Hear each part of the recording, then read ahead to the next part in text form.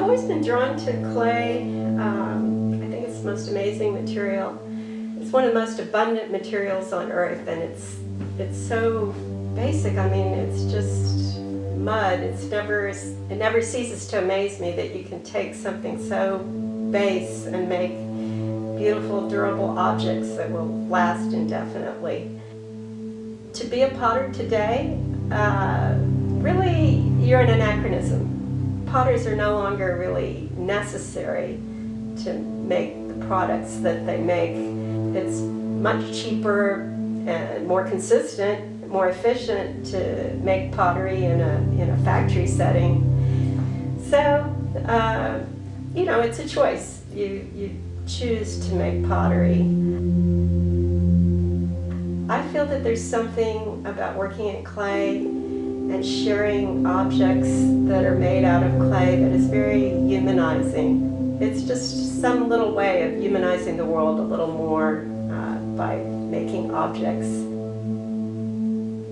I work on a kick wheel, which on first glance it may seem to be a little bit more laborious than using an electric potter's wheel, but I prefer it. It has a very rhythmic quality to it. The power is just supplied by simply kicking a heavy flywheel. So I feel that I'm very in tune with the rhythm of the clay and the circular motion of the flywheel. That intense concentration and dedication to the work at hand, I feel is very calming, very therapeutic. And I enjoy doing it. Even if I never kept a single thing I made, I would love the actual process of making the pottery. I'm also a little bit of a firebug, I have to say. I think I share that in common with a lot of potters. I love to be around fire, and I love to see the glow of the pottery when it's in a kiln. It seems like something very magical, and I love the surprise of seeing what happens, the final results. This process that I'm working with now, it's very elemental, it's very basic. The treatment of the surface is all basically different types of clay and colorants, so I don't really use a glaze per se. It's all clay-based and very common materials, a little bit of salt, a little bit of combustible materials. The fire itself makes markings on the surface of the ware.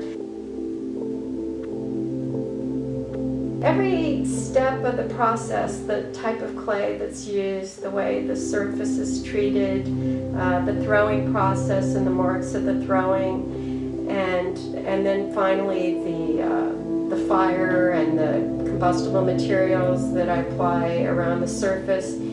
Each of those little sources of information leaves its mark, and then the end result is almost like a journal of the life of the pot from inception to completion. And so I feel that each one is a little unique and tells a story with the markings that are on the surface.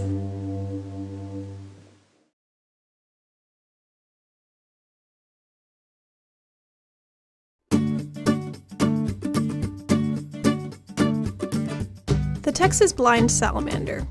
It is native to San Marcos and it lives in Spring Lake, along with many other unique plants and animals. And like many of those animals, the Texas blind salamander is endangered.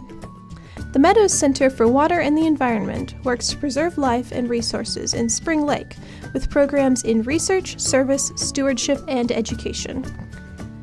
They send divers to clean the lake, remove invasive species, and preserve its natural resources.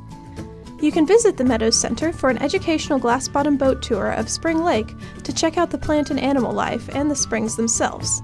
Or you can visit the aquarium to look up close at some of the many species that live in the lake.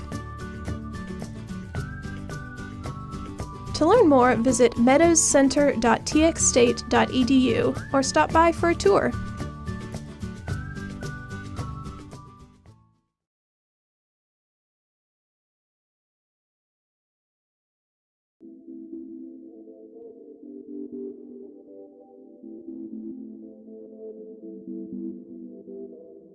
It all started out with a robot and a rowboat,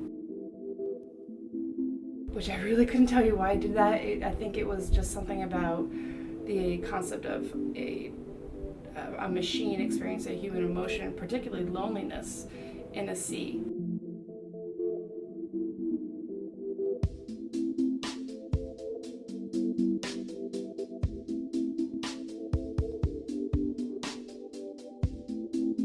Something just sparked, something really grew upon that one idea, and I started adding more elements like music and creatures and just beautiful visuals.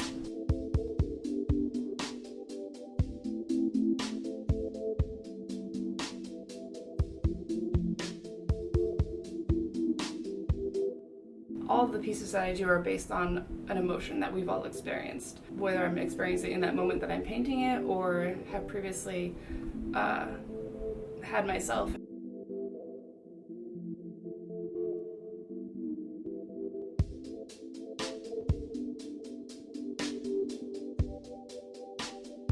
There's something really cool about the juxtaposition of a machine in nature experiencing something that we as people would take for granted, which is taking appreciation in these small things.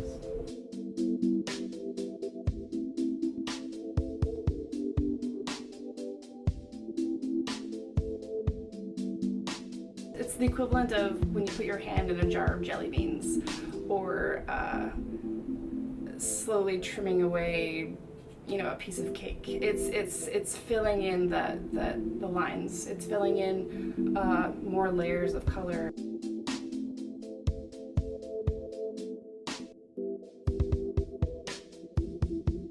Upon doing that, I'm also getting an emotion out. I'm also getting a story out. One in particular that can be felt by other people, a cathartic moment that other humans have experienced, and in this case, it's through a machine.